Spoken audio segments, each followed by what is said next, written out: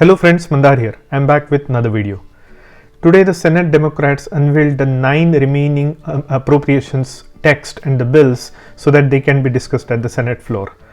Now this includes some language for the immigration. It's a very small section towards the bottom of the bill, and I'm going to talk about it because it really has some good news in it, at least the way I understand it.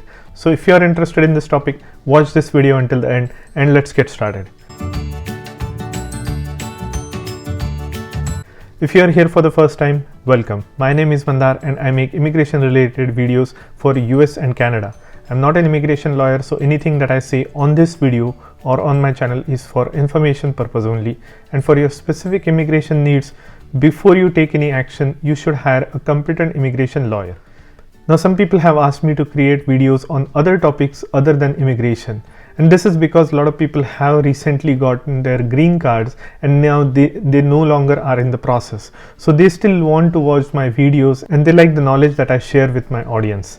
I have made some videos on Bitcoin and rentals and things like that. I'm going to make some more videos on some broader topics outside of immigration. So those could be related to anywhere from when you come into this country, what are the things that you should do, what are the pitfalls in terms of financials, in terms of loans, in terms of buying your home, buying your first car. I used to buy a lot of cars and sell a lot of cars in my past, so I could share some of my experiences and some of the pitfalls when you go to the dealership and things like that. I also have interested in current trends and technology topics, so I'll be making those videos as well. So if you haven't liked and subscribed to the video, please hit the like button if you can right now. And with that said, let's get started. So today Senate Democrats unveiled the remaining fiscal 2022 spending bill. So basically they released it to the floor. Now what will happen is all these texts will be brought to the Senate floor. There will be debates, there will be discussions, bipartisan discussions, and then at some point they will vote on it. Now these appropriations bill or reconciliation bill don't need to go through the filibuster. They can be passed through a simple majority. So there is a very high likelihood that these text as it is to the most extent can be fulfilled. As you know, the centrist Democrats, Manchin and Sinema, they are kind of opposed to the spending tag. So now my point of this video is let's look at the immigration text in this bill. Now first let's quickly look at what's in the news. Now if you see here's the news from the roll call, and it says Senate Democrats unveil remaining fiscal 2022 spending. Domestic and foreign aid programs would increase by more than 13%, and there is also a provision within the discretionary spending ceiling. Roughly 1.5 trillion Senate Democrats would set aside 778 billion for the Pentagon and other security related agencies. So they have made some adjustments in the way these fundings are going to be appropriated. So that's what it's called the appropriation bill. They have a full price tag, they have a lump sum amount, say 3.5 or 3 trillion or maybe 2 trillion, whatever the number comes out to be in the end, and how do they appropriate that to certain different committees within this spending bill. So that's what this appropriation is all about. Now here is the actual summary of the 9 remaining appropriation bills. So you can go to I'll leave the links in the description for this one. The Senate I'll just read out the first sentence. The Senate Appropriations Committee Chairman Patrick Leahy Monday released the remaining 9 fiscal year appropriations bill.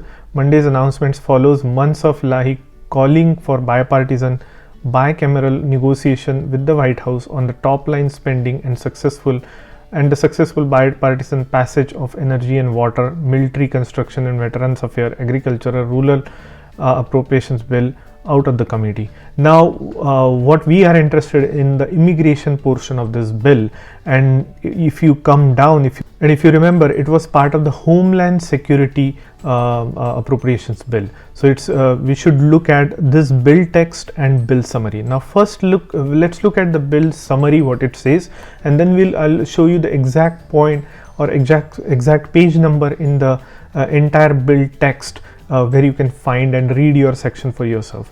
Now mind you, this section is very, very cryptic in this detailed bill text.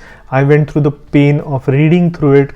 My head was literally spinning while I was reading through it, because it's such a complicated language that they use. They could use simple language for us to understand, but they don't. So we have to kind of figure it out as we understand the bill, as we understand the text. So let's look at the summary first. Now here is the summary. Committee on Appropriations, Chairman Patrick Leahy.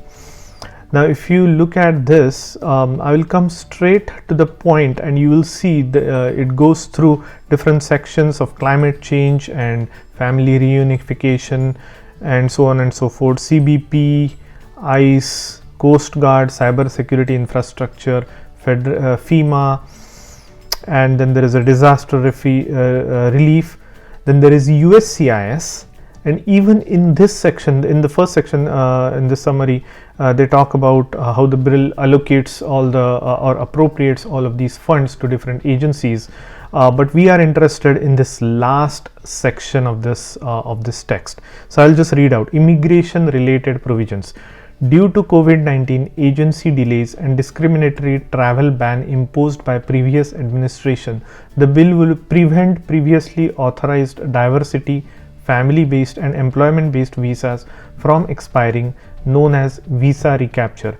These changes would ensure that US citizens could reunify with their families and would help the economy by permitting employers access to necessary workers and as the law proscribes. Additionally, the bill extends the traditional immigration extenders, Conrad 30 religious workers and E-Verify, and authorizes Secretary to raise H-2B cap as prescribed. So that's really in a nutshell what it wants to say. It basically says that they are going to recapture the unused visas from last 2 years, from 2020 and 2021 for EB category and diversity, which we'll go into the details. And it also says that starting 2017, when the Trump administration came into power, they had enforced certain bans for certain countries, although there were individuals who were eligible to apply for green card. Now those individuals can reapply and go through the process of the consular processing and try to get their green card now. So they are giving a second chance to people who lost their opportunity in the last several years in the family based category, even in the employment based category. Now let's look at the detailed text. Now here I would like to caution that this is a very long document. Don't go through it if you are interested only in the immigration section. Come straight to page number 56. So here's where the title 4, Research, Development, Training and Services, USCIS Operations and Support.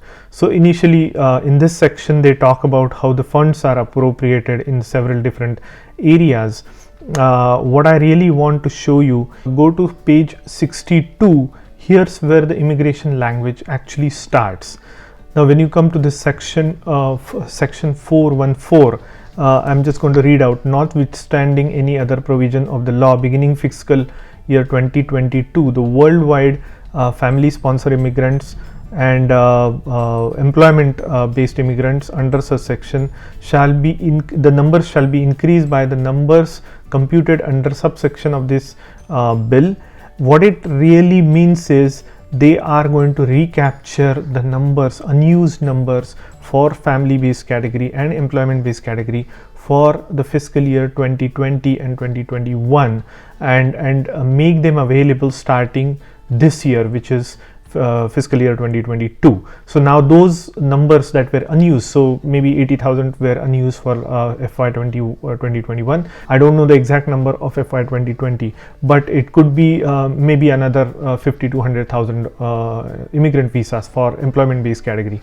So you could have potentially about 180,000 additional visas available in FY 2022, and those will be available until they are all used up. So it doesn't matter if they are unable to use it in FY 2022. It will those that are unused, those will spill over into FY 23 and so on until they are entirely used. So this only applies for 2020 and 2021, only for this specific period. Now how will they calculate the spillovers for FY 22 and 2022 and onwards? they need to be counting how many are wasted from 2020 and 2021 and using them until they are finished, but they still cannot recapture for 2022 and onwards. Only from 2020 and 2021 will be available to be used subsequently. So I don't know how that is going to play out. We could ask that to USCIS later on. And then if you come to the page 66, it talks about locking the child's age at the time of the application. So this probably has to do with children aging out. So they are probably trying to prevent that situation. So if a child comes in at a certain age and once they get into the adjustment of status process, child's age gets locked at the time when they do the application, and regardless of how many years it takes for the application to eventually get processed, they will still be eligible to go through and get the approval of their green card. So I think that's how I read it on the page 66. You can take a look at it, you can read through it and let me know if my interpretation is inaccurate.